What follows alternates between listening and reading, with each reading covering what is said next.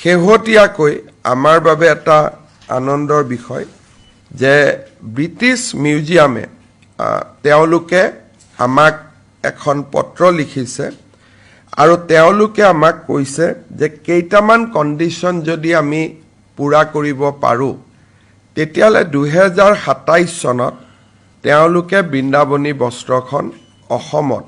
18 মাহৰ কাৰণে অহাৰ বাবে তেওঁলোকে ব্যৱস্থা হাতত ল'ব আৰু তেওঁলোকে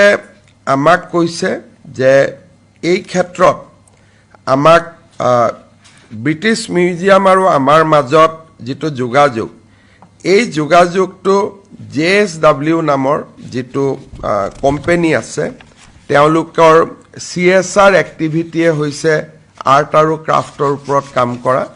তেওঁলোকে ইনিচিয়েটিভ লৈ ব্ৰিটিছ মিউজিয়াম আৰু আমাৰ মাজত এটা সম্পৰ্ক কৰি দিছিলে এতিয়া তেওঁলোকে আমাক কেইটামান কথা কৈছে এটা তেওঁলোকে আমাক কৈছে যে ডিজিটেল এক্সপেৰিয়েন্সৰ কাৰণে তেওঁলোকে এই বছৰে বৃন্দাবনী বস্ত্ৰখন আমাক দেখুৱাব খুজিব অৰ্থাৎ কলাক্ষেত্ৰত আমি গ'লো তাৰ পৰা আমি ডিজিটেলি ব্ৰিটিছ মিউজিয়ামত বৃন্দাবনী বস্ত্ৰখন প্ৰদৰ্শিত হৈ থাকিব আৰু আমি ডিজিটেলি তাক অন লাইভ চাব পাৰিম অৰ্থাৎ য'ত আমাৰ কিয়ক্স থাকিব তাতে গৈ আমি থিয় হ'লো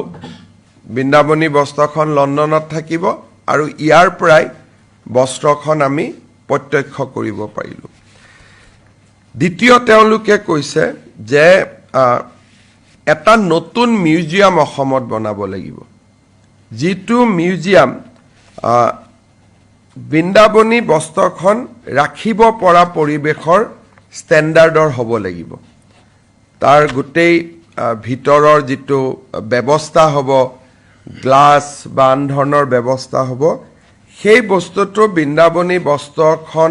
আনিলে তাক ৰাখিব পৰা পৰ্যায়ত অৰ্থাৎ ই যাতে কোনো কাৰণে ক্ষতি নহয় তেনেকুৱা আপ টু ডেট এটা সংগ্ৰহালয় আমাৰ চৰকাৰে বনাব লাগিব গুৱাহাটীৰ মিউজিয়াম কলাক্ষেত্ৰ তেওঁলোকে পৰিদৰ্শন কৰি গৈছে আৰু তেওঁলোকে কৈছে যে সেইটো পৰ্যায়ত নহ'ব ষ্টেট অফ আৰ্ট এটা মিউজিয়াম বনাব লাগিব আৰু যদি আমি ষ্টেট অফ আৰ্ট মিউজিয়ামটো আমি বনাব পাৰোঁ তেতিয়াহ'লে তেওঁলোকে কৈছে যে we are actively working towards the loan of the textile to both CSMBS in Mumbai and to Assam in 2027 অৰ্থাৎ আমি যদি মিউজিয়ামটো বনাব পাৰোঁ তেওঁলোক সন্তুষ্ট হয় 2027 চনত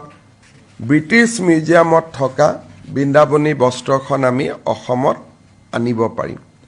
আৰু এবাৰ যদি ব্ৰিটিছত থকাখন আমি আনিব পাৰোঁ সেইখন যদি তাৰ প্ৰদৰ্শনীটো সুকলমে হৈ যায় তেতিয়াহ'লে আন মিউজিয়ামত থকাও বৃন্দাবনী বস্ত্ৰ অসমত অনাত অসুবিধা নহ'ব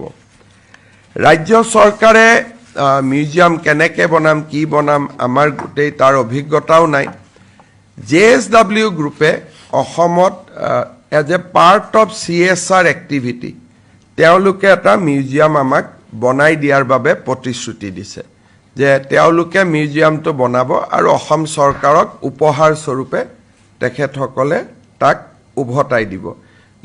they will construct and they will give back to Assam as a gift তেওঁলোকে বনাই পেলাই যোৱা কেবিনেটত আমি আমাৰ খানাপাৰাৰ